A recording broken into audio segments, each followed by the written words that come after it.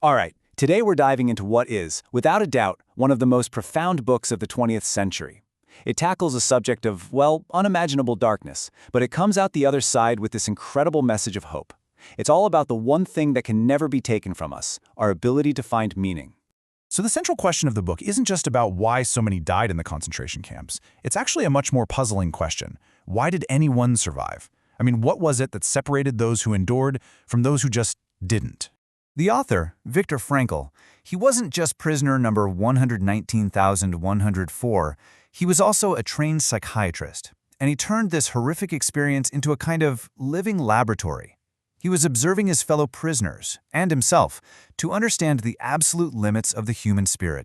Now, Frankl breaks down the psychological journey of a prisoner into 3 phases. So let's start with the first one, that initial shock of arrival, and the complete, total stripping away of a person's identity. Just try to imagine for a second everything that makes you you. Your stuff, your job, your relationships, even your name. All of it just erased in a matter of hours. This was really the first step in the whole dehumanization process. And this process was brutally fast. It wasn't some gradual decline. It was an immediate cutoff from your former life.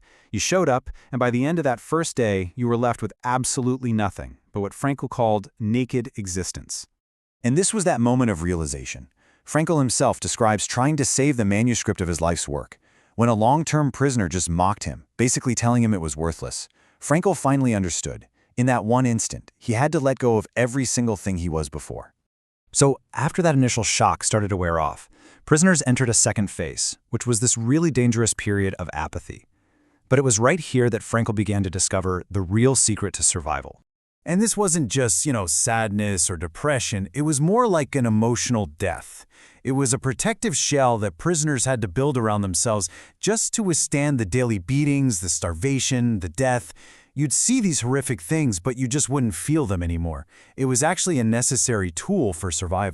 But here's the crucial point. Frankl noticed that just being physically tough wasn't enough. Plenty of strong, healthy people just gave up, while others who seemed way more frail, they survived. So what was the difference? It wasn't about enduring the how of camp life. It was about having a why. Frankl came back to this quote from Nietzsche again and again. He saw clear as day that the prisoners who held on to a sense of purpose, some reason to live, those were the ones most likely to endure the unimaginable how. And these whys, they could be found anywhere.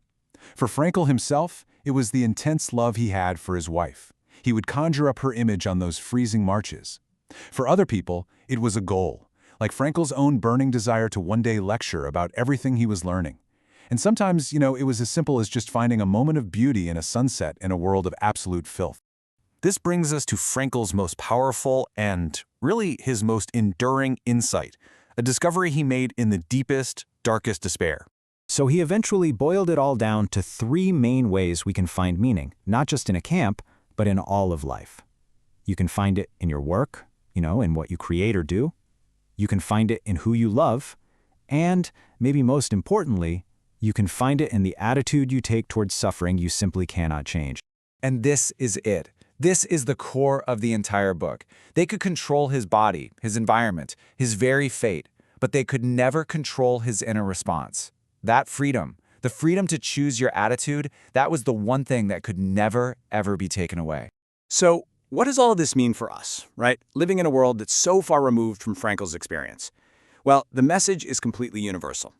And this leads to a really crucial idea. Meaning isn't something you just find, like it's a piece of treasure. No, it's something you create. You create it through your choices, your actions, and your attitude. What Frankl proved is that even in the most miserable conditions you can possibly imagine, life always holds potential meaning. So this is the challenge Frankl leaves us with. He argued that we shouldn't be asking, what is the meaning of life? Instead, we should realize that life is asking us that question. Every single day, our response is what creates the meaning. So, the only question left is, what's yours going to be?